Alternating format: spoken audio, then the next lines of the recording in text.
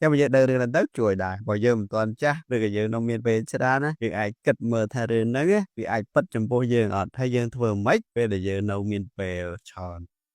Why regret of dying អីគេដែលមនុស្សស្ដាយ5យ៉ាងមុននឹងគាត់ស្លាប់មានស្ត្រីម្នាក់ហ្នឹងគាត់ជាអ្នកថែទាំមនុស្សចាស់នៅ home care នៅផ្ទះដែលគេដាក់មនុស្សចាស់ហ្នឹងហើយពេលគាត់ថែទាំយូរទៅគាត់ចង់ដឹងតើពួកគាត់ចាស់ហ្នឹងពេលគាត់អាយុចាស់ទៅឬគាត់មុនស្លាប់នេះគាត់មានវិបត្តិសារីអីហើយគាត់ដល់សួរមនុស្សរាប់រយនាក់ចឹងទៅហើយចម្លើយចេញមកដូចគ្នាហាមដែលមនុស្សភាគច្រើនស្ដាយអ្នកដឹងស្ដាយអីខ្លះអត់តែបើយើងដឹងរឿងហ្នឹងទៅជួយដែរបើយើងមិនទាន់ចាស់ឬក៏យើងនៅមានពេលច្រើនណាយើងអាចគិតមើលថារឿងហ្នឹងវាអាចពិតចំពោះយើងអត់ហើយយើងធ្វើម៉េចពេលដែលយើងនៅមានពេលច្រើនទី1គឺថាគាត់ស្ដាយដែលគាត់អត់បានធ្វើជាខ្លួនឯងគាត់រស់តាមការរំពឹងទុករបស់អ្នកដទៃអូ painful ដូចបើខ្ញុំឆ្លប់បញ្ចាំងទៅយើងធ្វើអីជាច្រើនអត់ដើម្បីខ្លួនឯងបី impress អ្នកដទៃដើម្បីកុំឲ្យអ្នកដទៃហ្នឹងសោកដើម្បីឲ្យអ្នកដទៃសប្បាយចិត្តទាំងអ្នកដទៃយើងមិនស្គាល់គេយើងគិតថាពួកគាត់សំខាន់ជាងយើងទៀតអញ្ចឹង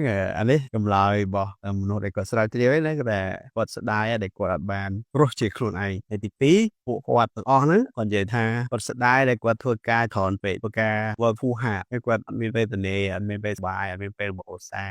តែពេលគាត់ចាស់ទៅអ្វីដែលគាត់បាននឹងយកធ្វើឲ្យកើតឈឺមានណាមកឈឺជំនួសហើយដូចកំសត់យកទ្រព្យសម្បត្តិហ្នឹងមកដូរបាននេះគាត់និយាយណាតែមិនខ្ញុំនិយាយណា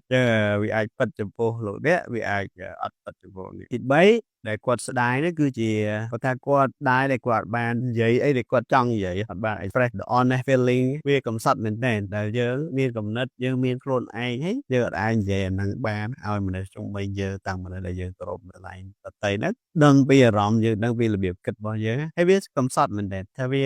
គួរគាត់តែនិយាយអ្វីដែលយើងចង់និយាយវាខាតអីវាស្លាប់អីគេវាមិនទៅគប់លោនឹងវាដូរមិនទៅតែទី4សំខាន់ហើយវាប៉ັດចំពោះខ្ញុំពេលដែលខ្ញុំរៀនពីរឿងទៅខ្ញុំធ្វើឲ្យវាខុសគឺជាអបអានមួយមិត្តចាស់យើងដឹងហើយថាបង្កើតមិត្តថ្មីស្រួលតែមានមិត្តយល់ចិត្តពិបាកណាស់ចឹងមានតែមិត្តចាស់ឯងដែលនៅសល់ដែលត្រូវគ្នាគឺមិត្តពីសាលាបឋមមិត្តពីសាលាវិទ្យាល័យឬក៏មិត្តនៅមហាវិទ្យាល័យក៏ដោយហើយបើយើងកាត់ចោលទៅ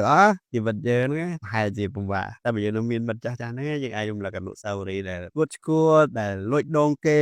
ដែល whatever ដូចពួកយើងសប្បាយចិត្តជួបគ្នាយូរម្ដងឬមានសុភមង្គលមែនដែរឬតាមបទពិសោធន៍ខ្ញុំគិតថាគាត់និយាយហ្នឹងហើយមនុស្សដែលគាត់សម្ភាសហ្នឹងប៉ັດចំពោះខ្ញុំហើយលោកអ្នកអាចឆ្លងបញ្ចាំងហើយអាច comment បានវាមិនដែរបើយើងមានមិត្តភក្តិចាស់អញ្ចឹងគាត់ស្ដាយដែលអត់បានអបអានមួយមិត្តចាស់ពីមុនមកទី5គឺជាគាត់ថាគាត់ស្ដាយដែលគាត់អត់ព្រមសប្បាយជីវិតគាត់ពីមុនមកគាត់ព្រមសប្បាយអស់ពីចិត្តគាត់ទប់ខ្មាគាត់មានរឿងអីយកអត់ដឹងតែគាត់ស្ដាយគាត់ព្រមសប្បាយចិត្តអញ្ចឹងបើអាចសប្បាយបានសប្បាយទៅព្រោះអី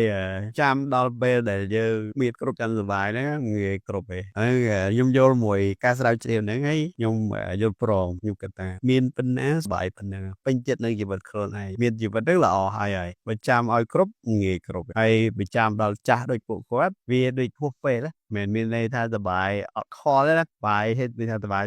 ណាមានន័យថាអាចសប្បាយបានប៉ុណ្ណាសប្បាយប៉ុណ្ណាទៅបាច់ចាំពួកយើងដល់ហើយជីវិតយើងហ្នឹងសល់ប្រហែលទៀតទេយ៉ាងនេះគឺជាការចែករំលែករបស់ខ្ញុំតទៅជាមួយនឹងការសោកស្ដាយ5យ៉ាងដែលគេស្រាវជ្រាវទៅលើមនុស្សមួយក្រុមលោកចាំងអំពីបទពិសោធន៍ខ្ញុំហើយលោកអ្នកអាច comment ក្រុមចាំពីបទពិសោធន៍ខ្លួនឯងថាតើការស្ដាយ5យ៉ាងរបស់គាត់ហ្នឹងវាត្រូវប្រហែលខុសប្រហែលហើយយើងអាចពិភាក្សាក្នុង comment ខាងក្រោមបាទ